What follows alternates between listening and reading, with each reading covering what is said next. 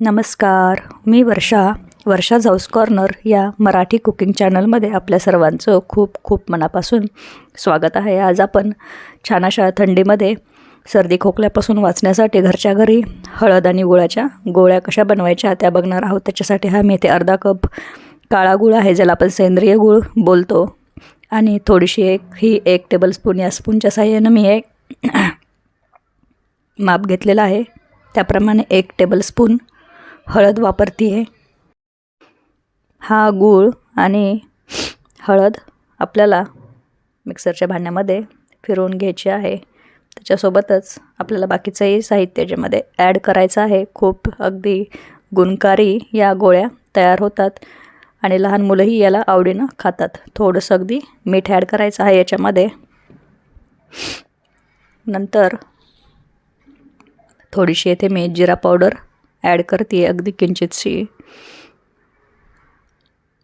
अगदी 1/4 टेबलस्पून। आणि इथे ही लवंग भाजलेली आहे आणि त्याची मी पावडर बनवून ठेवलेली आहे, ती पण याच्यामध्ये ॲड करायची आहे। नसेल तर तुम्ही स्किप करू शकता।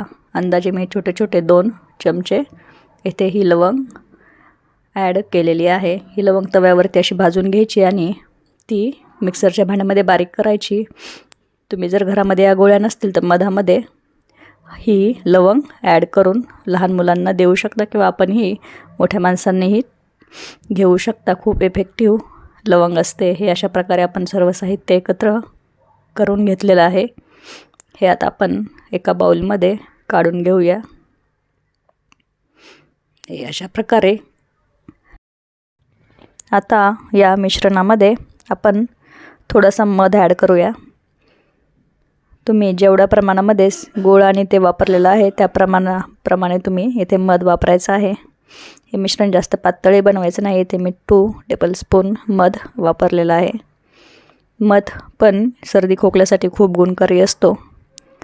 याच्यामध्ये जे आपण साहित्य वापरलेले आहे सर्वच हे असे खूप सर्दी खोकल्यासाठी गुणकारी आहे। हिवाळ्याच्या दिवसामध्ये या घरामध्ये गोळ्या तयार करून ठेवल्या आणि दिवसातून 2 ते 3 वेळा घेतल्या तर बराचसा फरक सर्दी खोकल्यासाठी पडतो।